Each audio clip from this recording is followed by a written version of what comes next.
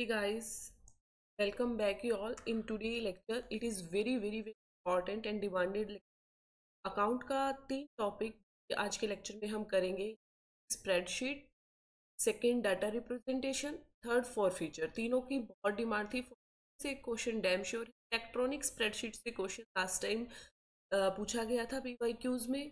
और आपका रही बात डाटा रिप्रेजेंटेशन, तो ये टॉपिक बच्चों को नया लग रहा था, इसलिए ये तीनों टॉपिक जो कि एग्जाम से पहले आपके कवर अप बहुत बहुत बहुत ज़रूरी है। So it's a most demanded class. Hope you will learn something. Okay, so we will start now. Electronic spreadsheet का मीनिंग, इसमें कुछ कीज हैं जो कि इम्पॉर्टेंट हैं, जो एग्जाम पॉइंट ऑफ व्यू से वो सब करेंगे हम। प्लस में साथ में फॉर फीचर्स में आपको 3 चीज़ समझनी ज़रूरी है कि एक तो एंट्रीज, ठीक है, फर्स्ट। सेकंड, कैपिटल रिजर्व में कितना रहेगा, और फॉर फीचर में आपका कितना बच जाएगा अमाउंट री इशू का।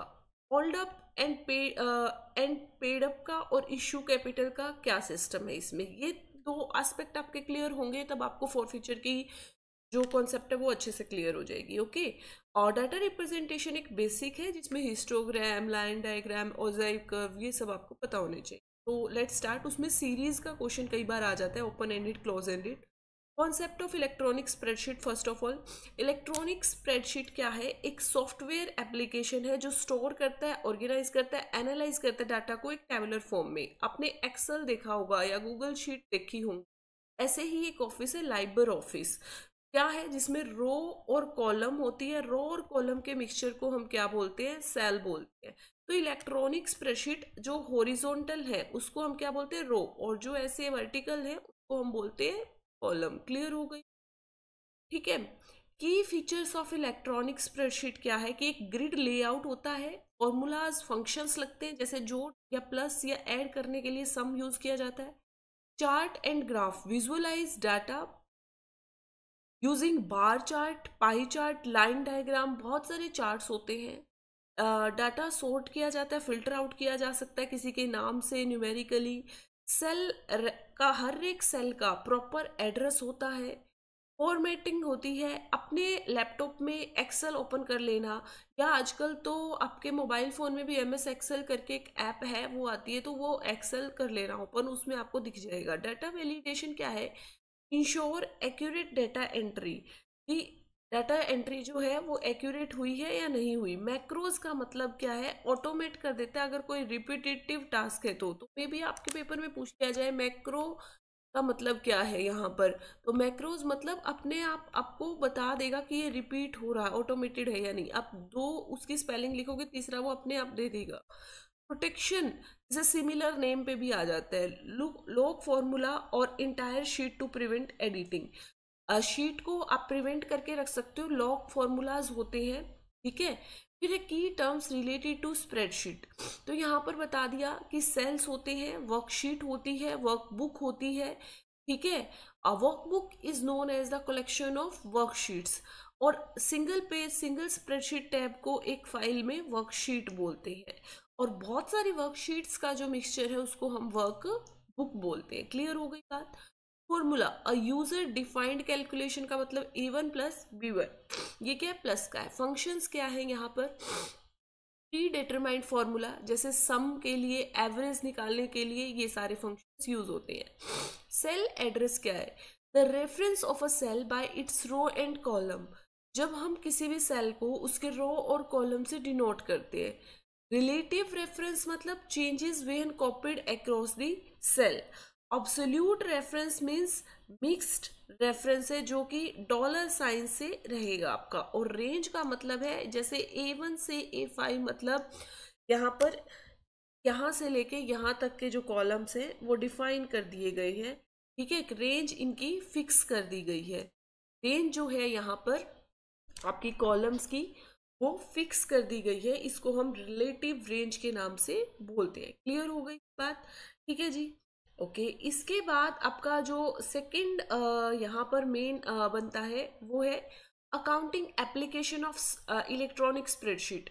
इलेक्ट्रॉनिक स्प्रेडशीट की अकाउंटिंग एप्लीकेशन किस टाइप से है कि कहाँ कहाँ हम उसे यूज़ कर सकते हैं इलेक्ट्रॉनिक स्प्रेडशीट अकाउंट में, कि कहाँ कहाँ हम अकाउंट के किन किन बेसिक फंक्शंस में हम स्प्रेडशीट का यूज़ कर सकते हैं। सो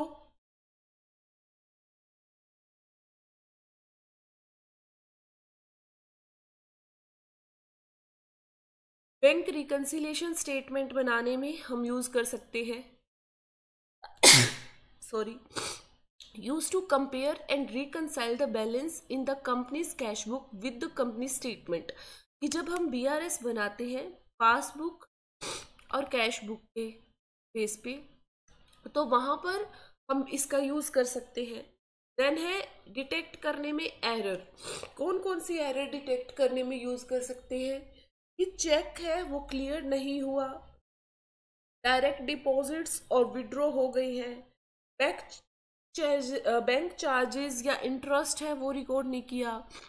फिर है असेट अकाउंटिंग, असेट अकाउंटिंग में रिकॉर्ड्स फिक्स होते हैं, हम परचेज कब किया, हमने क्या कॉस्ट थी, क्या डेप्रिसिएशन है, क्या बुक वैल्यू है, ये सब दिखाने में हम यूज कर सकते हैं। लोन एंड पेमेंट करने में अपने आप आपको ऑटोमेटिक सिस्टम से EMI, आपकी इंटरेस्ट, आउटस्टैंडिंग बैलेंस कितना बन गया, ये सब आपको वर्कशीट या स्प्रेडशीट बता देगी। देन रेशियो एनालिसिस में भी सारा डाटा डालने के बाद हम यूज कर सकते हैं। पेरोल मतलब सैलरी डिस्ट्रीब्यूट करने के लिए कि बेसिक पे कितना है और इंसेंटिव्स कितना है, टोटल कितना पे किया, बजट और फॉरकास्ट करने के लिए, और इन्वेंट्री मैनेजमेंट करने के लिए भी हम यूज कर सकते हैं हमारी इलेक्ट्रॉनिक स्प्रेडशीट। क्लियर हो गई बात यहाँ।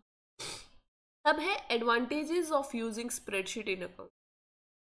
एक तो इससे एक्यूरेसी आती है, मैनुअली आप गलत कर सकते हो, स्पीड रहती है आपकी, ठीक है, और फास्ट काम करती है ये, और फ्लेक्सिबिलिटी जो है इससे वो बनी रहती है। आप easy to add modify data, कोई आपने कट करना है, ठीक है, वो कर सकते हो इसमें। तो एडिटिंग आपकी बेसिकली इजी हो जाती है, और फास्टेस्ट है ये बाय के आप ह्यूमन करते, मैनुअली करते। विजुअलाइजेशन, चार्ट्स और ग्राफ जो है आपको एक बेटर अंडरस्टैंडिंग देते हैं। डाटा हैंडलिंग और कॉस्ट इफेक्टिव है, ठीक है, क्लियर हो गई बात। अब अगर इसकी कुछ एडवांटेज है तो कुछ लिमिटेशन भी है।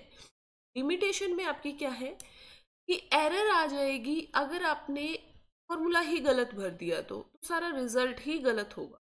ऑडिट ट्रायल में इसकी कमी होती है कि अच्छे से हम ऑडिट ट्रायल नहीं कर सकते इसके बेस पे, आइडियल नहीं है ये, ठीक है, अगर बहुत ही ज़्यादा पेचीदा आपका अकाउंटिंग सिस्टम है, बहुत बड़ी फर्म है। सिक्योरिटी रिस्क है अगर पासवर्ड सही से प्रोटेक्टिव वे में नहीं डाला गया। अब ये जो है ये आपके काम की चीज़ है, यहाँ से क्वेश्चंस आए थे कि कंट्रोल प्लस ये की, और बहुत सारे ऐसे छोटे छोटे फंक्शंस है जो मैंने इंक्लूड।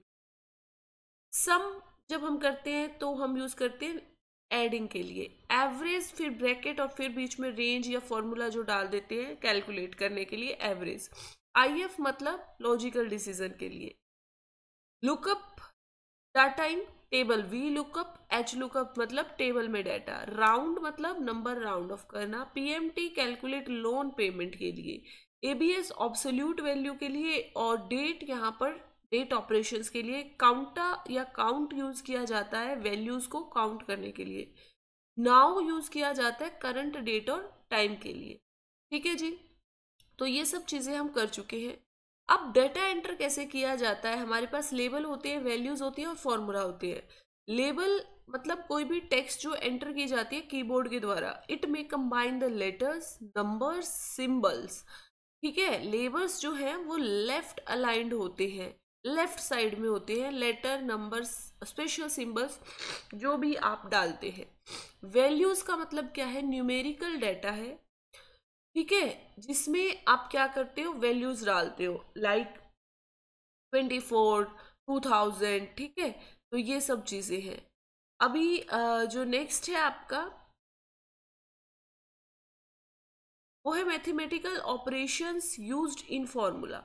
तो मैथमेटिकल ऑपरेशंस आप कौन कौन से यूज करते हो फॉर्मूलाज में, एडिशन करने के लिए, ठीक है, सब्सट्रैक्शन करने के लिए, मल्टीप्लिकेशन करने के लिए और डिवीजन करने के लिए। ठीक है जी, क्लियर हो गई बात यहाँ पर। अब अगर आपसे ये वाली जो कीज है एरो कीज, तो ये सिंगल मूव करने के लिए आप यूज करते हो। कंट्रोल प्लस एरो की आप यूज करते हो move the cell to the end of data range in a particular direction. जब आप डेटा रेंज, आपने जो डेटा सिलेक्ट किया है यहाँ पर, उसके एंड तक जाना हो तो कंट्रोल प्लस एरो कीज का आप डायरेक्शनल वाइज यूज करते हो। Home move to a column A along to row where the active cell is. ठीक है, एक्टिव सेल तक जाने के लिए कंट्रोल प्लस होम का सेल की पोजीशन को चेंज करने के लिए, कंट्रोल प्लस एंड का बॉटम राइट साइड में नीचे वाले सेल की तरफ जाने के लिए, पेज अप का मूव करने के लिए स्क्रीन को, एंड पेज डाउन का मूव करने के लिए स्क्रीन को डाउन में। क्लियर हो गई बात यहाँ पर। इसमें कुछ भी समझाने वाला नहीं है, इसलिए नॉर्मल अगर कोई भी पर्सन लैपटॉप चलाता है या कंप्यूटर पर बैठा है तो वो इजीली समझ जाएगा इसको, और जो नहीं बैठा उसको थोड़ा सा यहाँ पर रेक्टिफिकेशन करना पड़ेगा, क्योंकि एज इट इज की है, आपको उसी के बेस पर ही यहाँ पर आपको याद करना है इनको। ठीक है जी, okay. Commonly used basic function in calculate, तो यहाँ पर सम, नंबर, एवरेज, मैक्सिमम, ये सब पता ही आपको, ये बता दिया। अब है स्प्रेडशीट सॉफ्टवेयर के कितने टाइप हैं, तो माइक्रोसॉफ्ट एक्सेल है, ठीक है, गूगल एक्सेल है जो ऑनलाइन होता है, एक लाइबर ऑफिस है, एक ओपन ऑफिस कैलकुलेटर है, एक एप्पल इंक नंबर्स है। तो माइक्रोसॉफ्ट एक्सेल्स का सबको पता ही है, ये माइक्रोसॉफ्ट कॉरपोरेशन ने किया था। इसका मोबाइल वर्जन भी है, इसका वेब भी है, इसका विंडोज भी है, इसका मैकोज का भी है। ठीक है, लाइबर ऑफिस एक डॉक्यूमेंट फाउंडेशन का वर्जन है, डॉक्यूमेंट फाउंडेशन ने इसको डेवलप किया। विंडो, मैकोज और लिनक्स में ही ये चल सकता है। अब यहाँ पर ये लिनक्स में नहीं था, जबकि ये चल सकता है। लाइबर ऑफिस एक ओपन सोर्स स्प्रेडशीट है, ओपन सोर्स है, ठीक है, एप्लीकेशन है, और ये जो है एप्लीकेशन पार्ट है लाइबर ऑफिस सूट का, एक बड़ा सॉफ्टवेयर है लाइबर ऑफिस सूट, उसका एक पार्ट है ये लाइबर ऑफिस CLC, जो कि स्प्रेडशीट को दिखाता है। इसमें एक्सेल भी है, इसमें टेम्पलेट भी है, इसमें पाइवोट टेबल भी है। ठीक है, और पर्सनल और प्रोफेशनल बोथ यूज के लिए हम इसे यूज कर सकते हैं। फिर आपका ओपन ऑफिस कैलकुलेटर है जो अपेचे सॉफ्टवेयर फाउंडेशन ने डेवलप किया था, ये भी लिनक्स की तरह ही विंडो, मैकोज और लिनक्स तीनों पर ही चलता है। ठीक है जी, सॉरी, लाइबर ऑफिस की तरह ही, और ये भी ओपन ऑफिस है जो कि आपका अपेचे ने डेवलप किया था। इसमें भी वही एक्सेल के सारे फीचर्स हैं। ठीक है, हम जो मोस्टली यूज करते हैं वो माइक्रोसॉफ्ट एक्सेल यूज करते हैं, माइक्रोसॉफ्ट एक्सेल हम इसमें बेसिकली यूज करते हैं। एप्पल इंक डेवलपर एप्पल है, ये मैक में, iOS में और आईपैड में यहाँ पर चलता है, जैसा कि इसका नाम है। तो एप्पल ने ये बेसिकली अपने जितने भी डिवाइसेस हैं उनके लिए डिजाइन ये किया है। क्लियर हो गई बात। ये आपका बेसिक स्प्रेडशीट है। अब इसके साथ साथ जो शॉर्ट कीज होती हैं, Alt प्लस F2 F1 3 वाली, ठीक है, कंट्रोल प्लस वाली, चाहो तो वो कर सकते हो, लेकिन आपको कम से कम स्प्रेडशीट का तो पता हो और इसके सॉफ्टवेयर का पता हो। स्प्रेडशीट और सॉफ्टवेयर, एक्सेल जो है आपका, उसकी जो शीट होती है MS एक्सेल की, उसी को हम स्प्रेडशीट बोलते हैं। ठीक है, सॉफ्टवेयर इसके हमारे पास में माइक्रोसॉफ्ट एक्सेल है, एप्पल इंक नंबर है, ओपन ऑफिस कैलकुलेटर है और लाइबर ऑफिस है। क्लियर हो गई बात। Now data representation. अब डेटा रिप्रेजेंटेशन में मैं एक शॉर्ट में बताती हूँ। देखो, एक होता है लाइन डायग्राम जो आपके ट्रेंड को दिखाता है टाइम सीरीज वगैरह में, ठीक है, कि ओवर द पीरियड ये चीजें हुई है इस समय के दौरान। फिर आपका एक होता है बार डायग्राम जो आपका गैप होता है, ठीक है, कि एक आपका होता है हिस्टोग्राम जिसमें आपको गैप देखने को नहीं मिलेगा। अब यहाँ गैप था ना, यहाँ कोई भी गैप नहीं है, इसी के ही जो टॉप पॉइंट है अगर मिला दें तो लाइन डायग्राम बन जाए। फिर आपका पाई चार्ट होता है कि ये एरिया इतना है, ये एरिया इतना है, ये एरिया इतना है। फिर आपका फ्रीक्वेंसी, इसी के बेस पे आपका जो है फ्रीक्वेंसी कर्व बनता है। ये फ्रीक्वेंसी पॉलीगन है, टॉप टॉप के जितने भी बिंदु हैं, और इसी को स्मूथली अगर हम बना दें तो फ्रीक्वेंसी कर्व बन जाता है। ठीक है, जब ये डायग्राम ऐसे ऐसे ये करके और ये यूं करता है तो ये फ्रीक्वेंसी पॉलीगन है, और इसको हम स्मूथ जब ड्रॉ कर देते हैं तो ये फ्रीक्वेंसी कर्व बन। क्लियर हो गई। फिर आपका सीरीज ओपन एंडेड और क्लोज एंडेड ओवर और अबो के बेस पे एक ओजाइव कर्व बनता है। ये पेपर में क्वेश्चन बहुत इंपॉर्टेंट है कि इसके जो दो बिंदु आपस में कट करते हैं वो पॉइंट क्या है, तो वो आपका मीडियन पॉइंट होता है, ना कि मीन। ये चीज याद रखना, ये पेपर में बहुत बार पूछी जाती है। और ये पूछ लिया जाता है कि ओजाइव कर्व आपका किसका होता है, तो ये फ्रीक्वेंसी का होता है, फ्रीक्वेंसी का। ठीक है जी, चलो अब करते हैं। हिस्टोग्राम है जो एक बार ग्राफ ही होता है। अच्छा, ये भी एक क्वेश्चन आया था कि अगर हम इन्हें ब्रेक कर देते हैं सब बार में, तो ये हम परसेंटेज कैटेगरी डिसाइड करने के लिए करते हैं, जो कि कॉन्टिन्यूस फ्रीक्वेंसी डिस्ट्रीब्यूशन के लिए होता है। इसीलिए बीच में इसमें गैप नहीं होता। कॉन्टिन्यूस फ्रीक्वेंसी डिस्ट्रीब्यूशन के लिए बनाया जाता है, बार की तरह ही होता है बट गैप नहीं होता, इसको हम हिस्टोग्राम बोलते हैं। फीचर्स वही, no gap, height of bar जो है वो रिप्रेजेंट करती है फ्रीक्वेंसी को, विड्थ है वो क्लास इंटरवल को। ठीक है, यानी कि यहाँ पर कि कोई भी चीज कितनी बार रिपीट हुई है, फ्रीक्वेंसी बारंबारता, और ये आपकी जो है क्लास इंटरवल की 5 से 10, 10 से 15, ऐसे क्लास इंटरवल जो है वो हॉरिजॉन्टल साइड्स में आते हैं। विड्थ को useful for the distribution like age, income, height, इन सब के लिए। बार डायग्राफ जो है वो रेक्टेंगुलर बार होते हैं जो कि डिस्क्रीट डेटा को रिप्रेजेंट करते हैं। रेक्टेंगुलर बार होते हैं जो कि डिस्क्रीट डेटा को रिप्रेजेंट करते हैं। सेपरेट होते हैं, स्पेस होता है। ये डिस्क्रीट या कैटेगरिकल उसको करते हैं। वर्टिकल भी होते हैं, ये वर्टिकल मैंने बनाया है। अगर मैं ऐसे बनाऊं तो ये क्या हो गए मेरे हॉरिजॉन्टल बार। और ग्रुप और मल्टीपल जब मैं इसमें डिवाइड कर देती हूँ, सब बार्स बना देती। क्लियर हो गई बात यहाँ। फिर है लाइन। लाइन जो है कनेक्ट करती है स्ट्रेट लाइन जो कि पॉइंट्स पे होती है, डाटा पॉइंट्स पे। ट्रेंड्स जैसे sales, goods for comparing two or more variable over time. Pie chart एक सर्कुलर चार्ट होता है। Divide into sector represent the proportional data. Each sector angle value है, पाई में टोटल है, 360 डिग्री से उसको, जैसे मार्केट शेयर इतना है, ठीक है, ये सब डिसाइड करने के लिए इसको यूज किया जाता है। अब है फ्रीक्वेंसी डिस्ट्रीब्यूशन। इसमें इंक्लूसिव और एक्सक्लूसिव सीरीज बहुत इंपॉर्टेंट है। Class interval include both lower and upper limit. जब यहाँ पर लोअर और अपर लिमिट दोनों को इंक्लूड किया जाता है, ठीक है, तो ये हमारी कौन सी सीरीज होती है, इंक्लूसिव। ठीक है, इसीलिए इसे इंक्लूसिव बोलते हैं। Suitable for discrete data.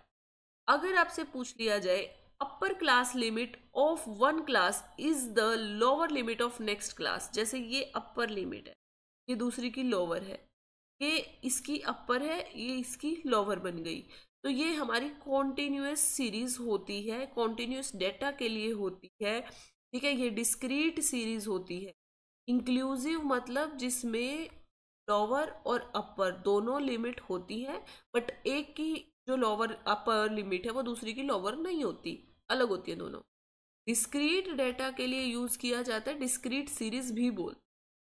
Exclusive type जो सीरीज का है वो आपका अपर लिमिट ऑफ वन क्लास, पहली वाली को लोअर दूसरी वाली को अपर, ये दूसरी क्लास की लोअर लिमिट बन जाती है। यहाँ ये अपर थी ना 20, यहाँ लोअर में आ गई। ये कॉन्टिन्यूस सीरीज भी बोलते हैं, कॉन्टिन्यूस डाटा के लिए यूज की जाती है। ओपन एंडेड का मतलब क्या है, either the lower limit of first class और the upper limit of the last class is missing. Open ended एक सिरा खुला है, यानी कि या तो लोअर लिमिट कि बिलो 10, 10 से नीचे कितना, 7 से 10, 5 से 10, 0 से 10 कितना, या अपर लिमिट ओपन है अबो 30, अब 30 से 40 है, 30 से 50 है, 30 से 60 है, कितना है। ठीक है, तो ये दो सिरे जब खुले हैं तो यहाँ ओपन एंडेड एक्सट्रीम वैल्यू के लिए यूज की जाती है। क्लोज एंडेड जहां पर दोनों जो है आपके क्लियरली डिफाइन है लिमिट, और ये आपकी कॉन्टिन्यूस भी है क्योंकि एक की जो अपर लिमिट है वो दूसरी की लोअर लिमिट है, तो कॉमन है फ्रीक्वेंसी टेबल्स में। क्लियर हो गई बात। ठीक है। ऑजाइव कर्व ये बहुत बार पूछ लिया जाता है। कॉम्युलेटिव फ्रीक्वेंसी, पहली बात तो फ्रीक्वेंसी को जब हम जोड़ देते हैं तो कॉम्युलेटिव फ्रीक्वेंसी आती है, और कॉम्युलेटिव फ्रीक्वेंसी कर्व जो है वो ऑजाइव कर्व होता है। ठीक है।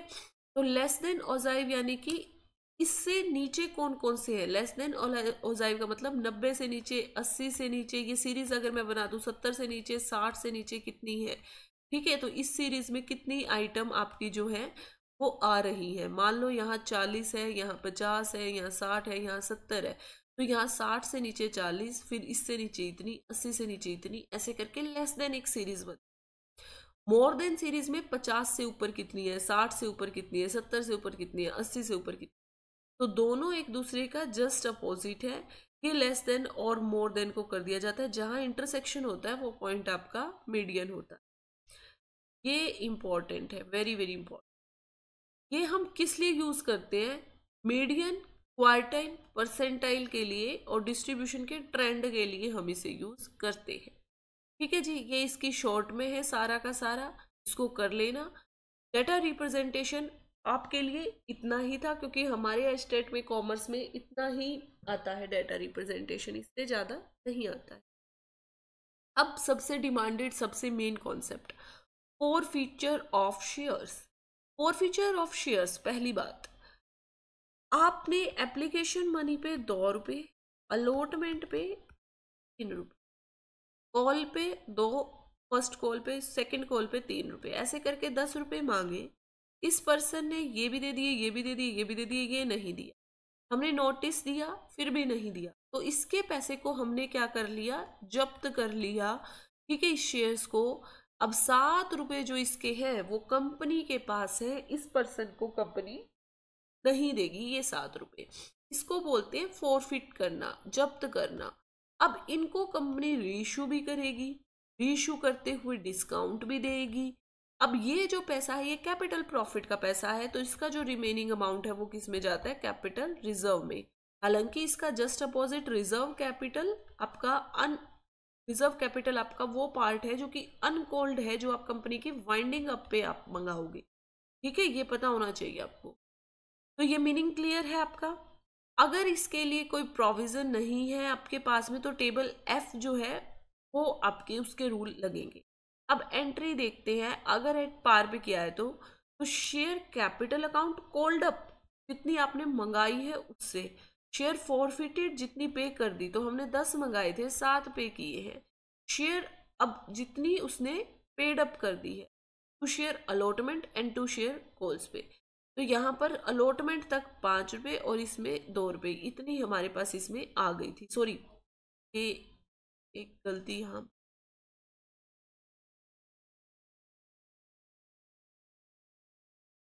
यस।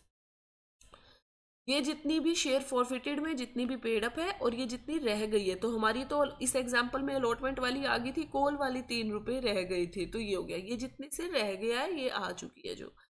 तो share forfeited for non payment of allotment money and call money made, नीचे आप लिख दो। क्लियर हो गई बात? ये जी। अब यहाँ पर आपका एक एग्जाम्पल लेती हूँ मैं, जिससे तीनों कराती हूँ। होंडा एक लिमिटेड है, एनसीईआरटी का कंटेंट है ये। 10,000 इक्विटी शेयर्स है, 100 ईच पेबल है, 20 on application, 30 on allotment, 20 on first call and 30 on second and final call. 10,000 share were applied and allotted, 10,000 shares के लिए अप्लाई किया गया, 10,000 ही मिल गए, प्रोराटा अलॉटमेंट नहीं। All money due was received with the exception of both call on 300 shares. अब जितनी मंगाई थी, यानी 100 रुपये इन्होंने मंगाए थे, सारी मिल गई, लेकिन दोनों जो कॉल्स है 50 रुपये नहीं मिले 300 शेयर्स के ऊपर, बाकी सारा मिल गया है। तो हमने फॉरफिटेड की एंट्री कर देनी है यहाँ पर। तो यहाँ पर जब हम 300 शेयर्स के उसमें करेंगे, तो पहले हम क्या एंट्री करेंगे कि बैंक में अमाउंट आपकी आ गई है 10,000 शेयर्स की, एप्लीकेशन मनी कर दी, फिर एप्लीकेशन से ये इसमें ट्रांसफर हो गई। ओके जी। अब यहाँ पर अलॉटमेंट जो है आपकी वो भी कर दी आपने। ठीक है, ये भी हो गया, क्लियर हो गई बात। अब फर्स्ट कॉल और फाइनल कॉल की जो अमाउंट है वो यहाँ पर रहती है। तो ये ड्यू कर दी आपने फर्स्ट कॉल की, लेकिन आपको रिसीव नहीं हुए 300 कॉल पे, तो ये एंट्री आपने कर दी। सेकेंड एंड फाइनल कॉल आपकी जो है वो 10,000 शेयर की थी, यहाँ पर 30 उसकी थी, यहाँ पर एप्लीकेशन कर दी लेकिन 300 रिसीव्ड नहीं हुए, तो 300 पे आपको 30 के हिसाब से रिसीव नहीं हुए, 9,000 आप माइनस कर दो, 291 आपको नहीं मिले। ठीक है, जो मेन है। अब मेन जो एंट्री है वो हमारी ये है, ये एंट्री देखो 300, यहाँ पर पूरे का कुछ नहीं करना, सिर्फ 300 का ही करना है। तो शेयर कैपिटल अकाउंट में आपने कितने मंगाए थे, जितने से कॉल्ड अप किया था, ये यहाँ पर जितने से आपने कॉल्ड अप किया था, तो यहाँ कितने हो गए, 30,000 हो गए ना आपके, आपने 30,000 कॉल्ड अप किए थे। ठीक है, इक्विटी शेयर फर्स्ट कॉल, तो इक्विटी शेयर्स पे आपकी फर्स्ट जो कॉल है वो आपकी कितनी थी, आपकी 20 रुपए के हिसाब से, ये नहीं आई आपकी। ठीक है, तो ये 6,000 हो गई। फाइनल कॉल आपकी 30 रुपए के हिसाब से थी, ये 9,000 हो गई आपकी। और फॉर फीचर में जो आपके आए हुए थे वो 50 थे अलॉटमेंट और एप्लीकेशन के, तो 300 को से कर, तो 15, तो 15,000 आ गए, 15 नहीं आए। ये आपकी सिंपल शेयर फॉर फीचर पे एंट्री होगी अगर यहाँ तक दिया है। जनरली क्या होता है, हमें री इशू का भी दिया है, तो इसीलिए मैंने ये भी कॉन्सेप्ट इंक्लूड करवाई है क्योंकि इससे सारा ही क्लियर हो जाएगा। ठीक है, और शेयर री इशू देखो, वैसे तो नॉर्मल जो शेयर्स है वो अब डिस्काउंट पर इशू होना ही बंद हो गए हैं, कंपनी एक्ट ने मना कर दिया है, लेकिन जो री इशू है फॉरफिटेड शेयर का वो हम डिस्काउंट पे कर सकते हैं इशू, तो उनका जो डिस्काउंट की अमाउंट है वो किससे कट होगी, शेयर फॉरफिटेड अकाउंट। ठीक है जी, तो यहाँ एग्जाम्पल से करते हैं। देखो ये है ना कंपनी फॉरफिटेड, जो आपके पेपर में क्वेश्चन आता है वो इस टाइप से आता है। ये है ना company forfeited 200 shares of 10 each on which 600 had been received. अब यहाँ पर 2,000 आपकी टोटल थी, 600 रुपये आ चुके। ठीक है, रुपए कितने और नहीं आए हैं आपके, मैक्सिमम डिस्काउंट आपने 600 ही दिया री इशू करने पे। ठीक है, अज्यूमिंग दैट द कंपनी री issue the share 1800 fully paid up, 18,000 जो है वो फुली पेड अप है और 600 का आपने उस पर डिस्काउंट किया है 18,000 के हिसाब से। द नेसेसरी जर्नल एंट्री, तो बैंक में आपका कितना आया देखो, इशू की अमाउंट 1800, 2,000 के टोटल थे, तो यहाँ 200 रुपये हो गए आपके। ठीक है, शेयर फॉरफिटेड में जो गए हैं आपने डिस्काउंट जो दिया है। क्लियर हो गई बात। To share capital account re issue 200 share at 9 पर share as fully paid up, क्योंकि 1800 के हिसाब से है तो यानी कि 9, तो 9 के हिसाब से यानी कि 1 रुपया डिस्काउंट हो गया। अब इसकी इसने रुपए में दे रखा है देखो कंफ्यूज करने के लिए, अब 600 डिस्काउंट मत लिख देना आप यहाँ पर, ये तो मैक्सिमम बोला गया है कि लो मैक्सिमम डिस्काउंट 600 तक, तो हमने यहाँ से देख लिया 1800 का है, तो यानी कि 200 और 9 रुपए के हिसाब से तो 1 रुपया का डिस्काउंट हुआ, 1 रुपये का डिस्काउंट कितना हो गया 200, तो डिस्काउंट की अमाउंट शेयर फॉरफीचर से कट होगी, तो बैंक में 1800, फॉरफीचर के 200 और शेयर कैपिटल में वही 2,000 हो गए। क्लियर हो गई बात। ठीक है, अब हमारे फॉरफीचर में पड़े कितने थे 600 रुपये, डिस्काउंट की अमाउंट कितनी होगी 200, तो यहाँ पर हमारी जितना बैलेंस अमाउंट शेयर फॉरफीचर में बच गया वो कितना है 400, और जो बैलेंस अमाउंट बच जाता है वो किस में जाता है, कैपिटल रिजर्व में एज अ कैपिटल प्रॉफिट। ठीक है, इससे हम डिविडेंड इशू नहीं कर सकते, कैपिटल लॉसेस के लिए ही ये काम आती है अमाउंट। क्लियर हो गई बात। ठीक है, 2 पॉइंट है यहाँ पर, एक तो डिस्काउंट जो है आपकी वो आपका शेयर फॉरफिटेड की अमाउंट में से कट होगा, सेकंड उससे ज़्यादा का आप डिस्काउंट नहीं दे सकते, जितना बैलेंस शेयर फॉरफिचर में बच गया वो आपका कैपिटल रिजर्व में जाएगा। ओके, क्लियर हो गई बात। दूसरा, ये अपने स्टेटमेंट अच्छे से पढ़ने की मैक्सिमम है क्या है। अब देखो एक और example, the director of Polyplastic limited resolve 200 equity share, 100 रुपए का एक है, each be forfeited for non payment of second and final call of ₹30 per share. तो यहाँ पर 200 इक्विटी शेयर्स है, 100 रुपये फॉरफिटेड है for non payment of second and final, और नॉन पेमेंट कितनी है 30 रुपीज के अकॉर्डिंग नहीं की गई है नॉन पेमेंट।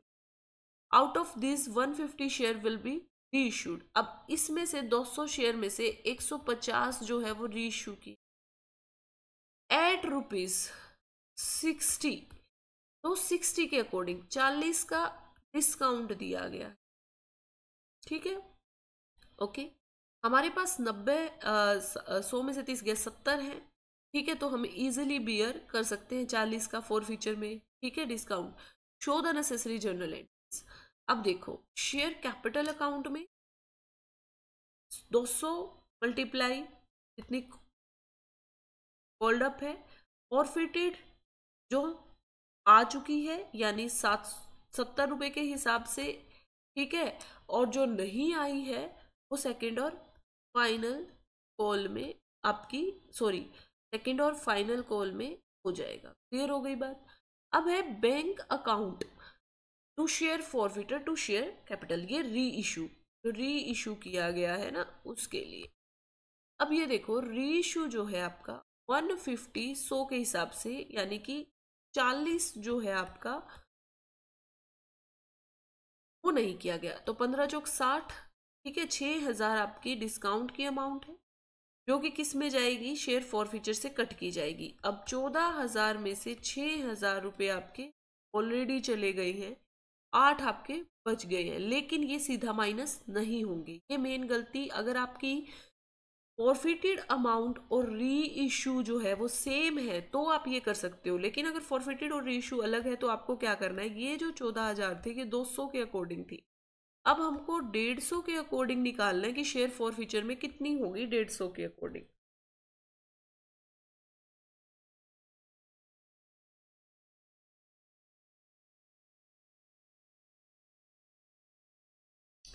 ठीक है, तो 150 के अकॉर्डिंग यहाँ पर हमारी इतनी हो गई अमाउंट। अब इसमें से हम डिस्काउंट जो है वो निकाल दें तो बाकी जितना बच जाएगा आपका वो किस में जाएगा, share forfeiture, sorry, share forfeiture का रिमेनिंग बैलेंस और कैपिटल रिजर्व में चला जाए। क्लियर हो गई बात यहाँ पर। ठीक है जी, तो शेयर फॉरफीचर में 4500 रुपये आपके आ गए। दोबारा से बता देती हूँ, देखो फर्स्ट जो है एंट्री आपकी वही है कि शेयर कैपिटल में कितना फॉरफीचर और जितना आपको रिसीव नहीं हुआ जिस कॉल पे, फॉरफीचर जितना रिसीव हो गया। अब डिस्काउंट आप दे रहे हो तो वही शेयर आपका बैंक में कितना आया, फिर फॉरफीचर से डिस्काउंट गया टू शेयर कैपिटल। अब यहाँ पर पॉइंट ये है कि रीइशू अमाउंट जो है आपकी और जो आपने शेयर फॉरफिटेड किए हैं, आपकी जो स्टार्टिंग की अमाउंट है वो आपकी सेम है या नहीं। अगर यहाँ भी 200 होता, यहाँ भी 200 होता तो कोई दिक्कत नहीं थी, 14 में से सीधा 6 माइनस हो जाता।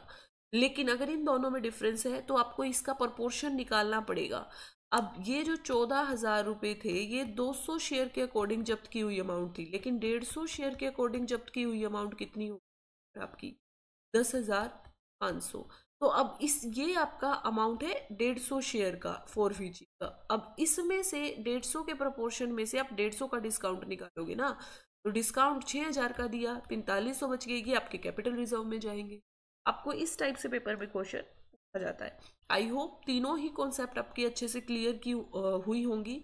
कोई भी डाउट है आप नीचे मेंशन कर देना, we will answer here. Okay, so thank you so much, और अच्छे से अपना पढ़ाई करना। अभी आपकी आज शाम तक को ही टॉप 50 जो प्रीवियस ईयर या इम्पोर्टेंट क्वेश्चन जो रिपीटेटिव है, very very very most important question, ये हम डिस्कस करेंगे। ये सेशन शायद लाइव रहेगा। ओके, सो अच्छे से तैयारी करो, रिवीजन ज़रूर करो, और फॉर्मूलाज वगैरह जो है 1 नाइट बिफोर, और जितनी भी इंपॉर्टेंट टर्म्स है वो कर लो। कुछ इंपॉर्टेंट क्लासेस ऑलरेडी चैनल पर अपलोडेड हैं, 2 मैराथन भी हैं, उनको अच्छे से देख कर जाओ। ठीक है, और मैंने प्रीवियस ईयर क्वेश्चंस की एक कंबाइंड जो क्लास है वो भी है अकेडमी पर, उसको भी देख लो। साथ में अपना जितना भी इंस्ट्रक्शंस एडमिट कार्ड के पीछे दी हुई होती हैं वो सारी आपको फुलफिल करके लेके जानी है। कुछ भी आपको वियर नहीं करके जाना कि अननेसेसरी आपको वहां पर पैनिक क्रिएट हो एग्जाम टाइम में। Okay, so thank you so much, best of luck from my side. मिलते हैं PYQ की जो मोस्ट इंपॉर्टेंट क्वेश्चन की क्लास में। Thank you so much.